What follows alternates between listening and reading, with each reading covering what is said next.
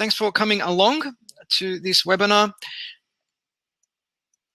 As you might know, I published an article recently in the Harvard Business Review called The Case for the 6-Hour Workday, which was inspired by my own learnings in the entrepreneurial domain, as well as my work with corporate across the world with the NAB, Telstra, and many other organizations. I've also, in the last 3 years, founded a podcast called Future Squared, which is about 320 episodes in, published a couple of books, including the Innovation Manager's Handbook and Employee to Entrepreneur, which came out last month through Wiley, founded the Lemonade Stand Kids Entrepreneurship Program, and I've already mentioned that book. So essentially, that's a lot of stuff in the last 3 years, and people often ask me, how do you get it all done? You must work crazy hours. And the fact of the matter is, no. I don't work crazy hours. The kicker essentially is that I rarely work past 5 p.m., occasionally knock off at 3 p.m., sometimes even earlier. It really depends on the day. And I don't work weekends. I try to guard that time with my life. But this isn't just a matter of working harder. It's a matter of working a lot smarter. And a byproduct of that is you have a lot more time left over, not only to get more work done, but to spend time on your personal relationships, working on your health and fitness, and just exploring life, because we only have a short window here. You know, the average lifespan is 74 years. The world was spinning for 13.2 billion years before we arrived. So it's a short window. We may as well enjoy as much of it as we possibly can. So since the article was published in December, there's been a lot of noise. The Wall Street Journal featured it, Fast Company, the Daily Mail, Yahoo, all the brands that you see on that screen, including a number of other brands. So clearly there is appetite for what I'm talking about. Clearly people want to be working shorter hours. Clearly people want to be getting more done and not getting to the end of the day feeling like they were busy all day but got absolutely nothing done. And that is a really unfulfilling place to be. So let's talk quickly the origins of the 8-hour workday. I mean, this was essentially something that was enforced back in 1938 in the United States as part of their Fair Work Standards Act. And this was after lobbying from unions for almost half a century, dating back to times when kids as young as 8 years old, as you can see on the screen, worked the coal mines. But since 1938, a lot has changed. You know, back then, a lot of our work looked like this. It was algorithmic, it was assembly lines, it was about how many widgets can you put into a box in a given amount of time. So naturally, the more time you spend on that assembly line, the more work you get done. But today, work is more about heuristics. It's more about thinking, critical thinking, solving problems, collaborating with other people, thinking deeply. And that isn't something that is aligned with or correlated to more time, more output. In fact, once you get to 4 or 5 hours of deep thinking, you're pretty much done for the day. And anybody who has really asserted themselves, and I'm sure people listening and signed up to this who have really asserted themselves will find that it is exhausting when you have actually had that uninterrupted space to focus on one single thing for 3, 4, 5 hours at a time. And this is essentially what flow is all about. So the psychology of flow was coined by the man you see on the screen, Mihai Csikszentmihalyi, back in 1975. And flow is essentially about deep immersion in one single task where the rest of the world seems to just fade away. Kind of like this surfer catching a wave, but also like writing an article or a report or a blog post, whatever the case may be. Anything that requires that solitary focus on one thing where the rest of the world just seems to fade away and you work on it for hours on end. And then you look at the time and you think, wow, where did the time go? That's essentially what flow is. And McKinsey found that when we are in flow, we're about 500%, up to 500% more effective than when we're engaged on shallow level tasks, usually checking email, social media, bouncing from task to task, having a conversation with our colleague, and not really giving 100% focus to any single task. So 500% more productive. That's no small number. Another report was done by Advanced Brain Monitoring in the United States, and they found that the time it took to train people, in this case to become expert marksmen from a novice level, was decreased by 2. So it was cut in half, essentially, by helping people get into flow. So not only can you get more done, but you can also learn a lot faster when you apply the mechanics of flow. And Adam Grant rightly pointed out recently in a LinkedIn blog post that when it comes to time, we're no longer on those assembly lines. So it's not about managing time. It should be about managing our attention and our energy and our focus. Essentially all the same thing, but it's about that solitary focus on one task. Now, nowadays, it's so common to hear this. Whenever you ask someone, how are you? What are you doing? How's work? Busy, crazy busy, so busy. But being busy doesn't necessarily mean you're effective or you're busy on the right thing or you're getting work done that's actually moving the needle towards the goals of your team, of your organization, and so on. Busy shouldn't be a badge of honor. In fact, busy just means you probably haven't really got control over your workload. And that's probably not entirely your fault, because oftentimes we find ourselves in organizations whereby there are certain ways of working, certain cultural habits that prevent us from becoming our best and doing our best work. So what are some of those barriers? Hour-long meetings by default. This is something that I see in many organizations. Regardless of what we're discussing, we'll schedule 60 minutes by default. Oftentimes, a meeting doesn't even need to occur at all. And asynchronous communication, be that a message in an instant messaging platform or an email that's looked at when that employee is good and ready, is enough. But taking someone out of their work for 30 minutes, 45 minutes, 60 minutes, when it doesn't need to happen, multiple times a day potentially across the entire year, that adds up to huge cost. And it also takes people out of the zone if they are in the zone, and it can take them, as you'll find out shortly, about 23 to 30 minutes to get back into that space.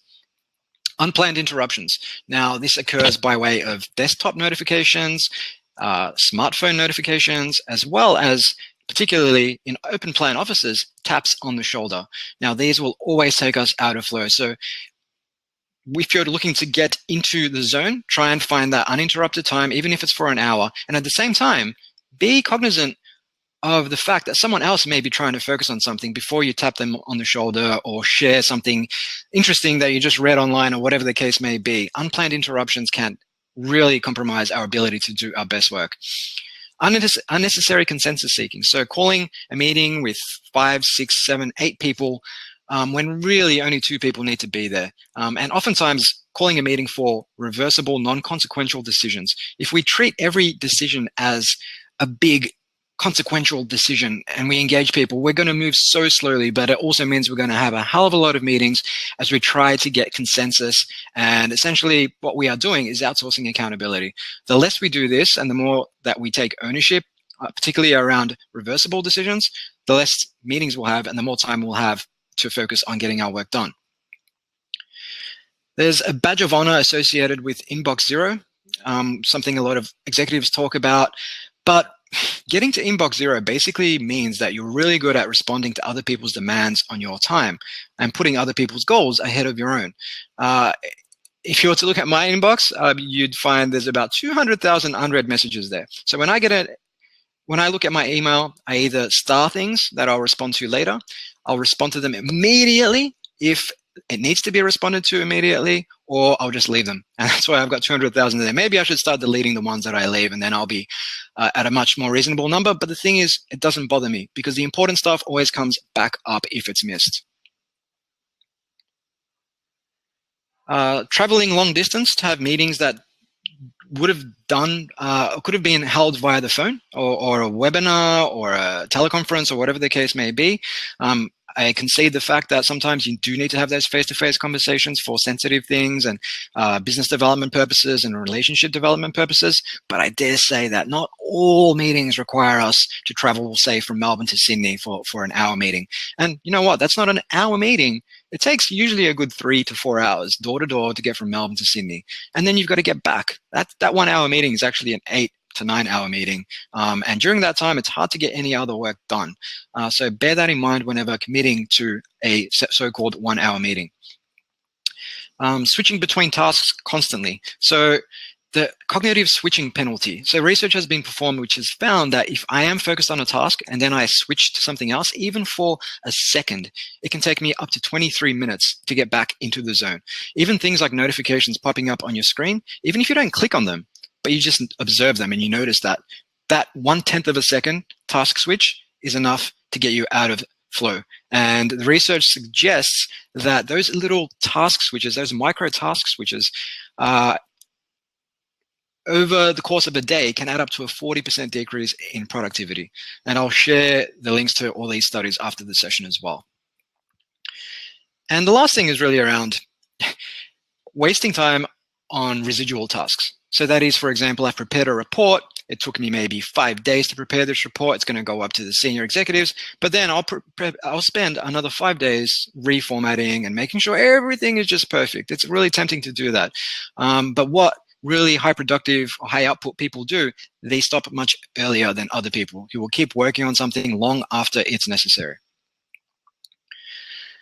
If you like, you can check your screen time. So I did talk about notifications and things like that, hijacking our attention. And not only that, but it's not just notifications, but it's our need for a quick dopamine hit whenever we open Facebook or Twitter or LinkedIn to see if we've got any notifications. And that dopamine hit can suck us in time and time again over the course of the day, where the average person spends about 3 hours to 4 hours a day looking at their phone, which adds up to 6 to 8 weeks a year looking at your phone. Now that is a lot of time staring at a little device, which could be spent either working or on other aspects of life. So when you get a chance, maybe now you can check out your average screen time. If it's an Apple phone, just go to settings and check your screen time. If it's Android, settings, digital well-being. I did this about 6 months ago, and I found that my daily time was about 3 hours, 6 weeks a year. And then I put in a number of environmental constraints that have brought that time to less than an hour today. And turning notifications off is one of the biggest, easiest things you can do to help you from getting sucked back into that vortex time and time again. Like I said, inbox zero is not a badge of honor, but I've already spoken about that, so I won't double down. So I mentioned wasting time on residual work. So here's what I was talking about when I said high producers stop much earlier than most people. So most people will get something done, but then it's tempting to just keep working at it, tweaking it, because it tricks our brain into thinking we're being productive when we're working. But really what we're doing is we're just prioritizing the lowest hanging fruit, the easiest thing to do, in a bid to fool our brains or to fool ourselves into thinking that we are creating value when really we're not, especially if you compare that to the opportunity cost of working on something else that's of much higher value, particularly during that first third of this chart. We often waste time on rudimentary tasks. Now, these ones here are just examples. There's countless number of rudimentary tasks that you can work on in any industry, in any type of organization. But getting these off your plate, whether it's delegating to someone lower down the food chain, because for them it's part of the learning curve, or whether it's finding ways to outsource, automate these things, that's going to save you a hell of a lot of time. You know, nobody getting paid 6 figures should be working on $10 an hour tasks. You should be working on $100 an hour tasks at the very least, if not more. So I came up with a framework to help people better manage their time, and it's basically based on a visual mnemonic called P codes. The P stands for prioritize. So when people today have a tendency to focus on being efficient. That's what we're told to do, but the trap we often fall into is being efficient at the wrong thing. So there's nothing worse than the wrong thing done right, as Peter Drucker also said. So determining what to work on by applying things like the 80-20 principle, and if you've got a to-do list, maybe just rate the value of each task out of 10 and the cost and time taken out of 10, and divide value by cost and come up with a number. What are the 3 most value-added things that you can do on that day, rather than just starting with the lowest hanging fruit, especially first thing in the morning when most people are cognitively their best, and they can get way more done if they apply themselves on the hardest things first. I mentioned 80-20, and to break this down, I mean, it is a universal law of nature. 80% of the cars on our roads are on 20% of the roads. 80% of, or 20% of the words in the English language appear 80% of the time in our books. 20% of the people in the world own 80% of the land. 20% of the patients account for 80% of the healthcare costs. And 20% of bugs are a result of 80% of the testing is around 20% of the bugs in the technology domain. So, and of course in business, 20% of your customers generally will amount to somewhere between 70 and 90% of the revenue. But the thing about 80-20 is you can break it down even further. If you take 80-20 and times it by 80-20, you end up with 64-4, which would suggest that certain tasks are way more valuable than the others. Like that 1 in 25 task is worth 64% of the value. Similarly with customers, you can find some customers who are premium. For example, in the sporting domain, yes, you have people who will spend $20 to get into a game, but then you have people who will spend $10,000 for a corporate box so they can do some entertaining. Who are those customers? How can you identify and leverage them? What can you build or deliver to capitalize on this universal law of nature? And there's another one. 20% of the carpet in our homes and offices is where 80% of the foot stomping and walking takes place. So, P codes. Prioritize, cut would be the next one. So it's easy for us to fall into the trap of just doing what we've always done before, but that is not going to serve us. We need to reflect on our tasks, what features we're developing, our clients, meetings we often have, especially status update meetings, interruptions. What can we cut that's going to give us more time back to focus on those high value tasks? One thing you can do is use a quadrant like this, start, stop, more, less, and apply it on all of those blue items at the top of the screen. Doing this on a monthly or quarterly basis will just help you be a lot more intentional about how you spend your time. Outsourcing. Now, some organizations may have outsourcing initiatives that they've already got off the ground. Some may not. And you may have certain difficulties around outsourcing some tasks, but making a case for it is absolutely fundamental. Because even in my case, if I was to do all of the tasks that I currently outsource, it would probably take me about 25 to 30 hours of my time a week, which is almost a full work week. Outsourcing is absolutely key to my ability to have a 6-hour workday and still get a lot of work done. Automation, got a cheeky automation tool there. Nowadays, every week there are new automation tools coming out that you can leverage across anything. I mean, we apply them to marketing, to sales, to customer intelligence gathering, all sorts of stuff. And my good friend Ari Maisel, who runs the podcast Less Doing, basically says every time we say every. So every time someone signs up to something on our website, we do this. Every time this happens, we do that. That's an opportunity to automate. At the very least, it's an opportunity to outsource something. So here's just an example of just a sneak peek of the kinds of tasks that we can automate across different parts of the business. And that's only scratching the surface. Like I said, a great example of content automation. Nowadays, if I was to publish, say, a 15-minute Facebook Live video, that would automatically, well, at least I could set it up to automatically turn into a podcast episode, a YouTube video, an audiogram, and post on all the different social media platforms, all from that 15-minute Facebook Live video. Now, if I was to do all of that myself, it would probably take me 6-7 hours to get it all done. But with the power of automation, no longer do I need to do those things. So P codes: prioritize, cut, outsource, automate, test. So the two most common pitfalls when it comes to wasting our time is one, paralysis analysis, and calling meetings like this and discussing something to the nth degree. I like the little blurb there. Of course, we can make fast decisions once we have considered the 4,872 factors. And two, jumping to conclusions. So in both cases, we're wasting our time. In the first case, we're just not doing anything. In the second case, we're doing stuff, but it's the wrong thing.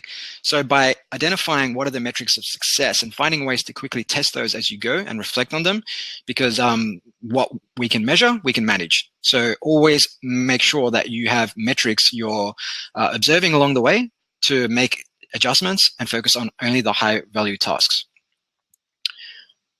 And last was start your engine. So I'm not going to go through all of these, but it is things that are going to help you focus, whether it's a short walk, whether it's using a stand-up desk, whether it's listening to binaural beats like Brain FM, doing the hardest thing first, eating well, and getting that sleep. Getting 2 hours less sleep a night may seem to you like you're getting 2 hours more for life and work, but the cognitive effects of getting those 2 hours less sleep are absolutely disruptive to the human mind. So at least 7 hours sleep a night is what the narrative or what the research suggests in this space, but 8 is really what you should be going for. Not only does that help with cognition, but also emotional regulation, learning, memory, and creativity as well. So let's get into 3 of just many tools that you can start using today to start reaping immediate benefit. 1, where you can, where you are calling the meeting, even if you're not calling the meeting, set shorter meetings by default. That just goes without saying. When I started Collective Campus, all of my meetings were 1 hour by default. But what I did was, after time, I realized that a lot of these 1 hour meetings were just not value adding. So now if I'm qualifying, say, a prospect, in the first instance, I will have a 5-minute meeting, ask some really succinct, direct questions, learn what I need to learn, and then determine if a subsequent meeting is required. Not only does that give me an immediate return on my time, but it also gives me a lot more time to talk to prospects who are much more likely to work with us. 2, now if you use Google Chrome, I believe there is also a plugin for Outlook called Compose Email. Now, what often happens is if we want to send an email, we'll jump into our inbox, and then we'll see all the other emails that have come along, and we'll be tempted to respond to those. 20 or 30 minutes later, we find ourselves scratching our heads thinking, what was I doing again? Oh, yes, I was going to send that email, and we've just lost half an hour. So by using a plugin like this, all it does is open the Compose email window, bypassing the inbox, so you can just send that email and move on with your work and save yourself that half an hour of potential lost work. And 3, use your calendar. If it's on the calendar, it gets done. If you can block out an hour for uninterrupted time to focus on those tasks that require critical thinking and deep work, then do that. And one other thing that you may want to explore in your organization, and this could be difficult because certain organizations have certain types of settings, but it is worth raising. People shouldn't be able to see your calendar because then that gives them an invitation to steal your time. How many times do you get people just plonking half an hour, 1 hour in your diary? There should be a mechanism whereby they at least ask you to whether or not the topic of discussion is worth discussing in the first place. Because oftentimes you don't need a meeting, let alone a 1 hour meeting. You can just tell them what they need to know and move on from there. So nobody should be able to steal your time, but this is a cultural thing in some organizations that needs to be addressed. And I mean, some of this stuff, well, all of this stuff really, it's about getting a little bit better each day. So don't think that you need to apply everything in one fell swoop. But if you get 1% better each day, that results in a 37 times better result come year end. So 1% better each day means you're going to be 37 times better come the end of the year. And ultimately, like I said at the start of the webinar, this is worth it because we spend about half of our waking time in the office. Ideally, we want to be working on work that adds value, that makes our lives more fulfilling, and that basically helps us become the most actualized versions of ourselves.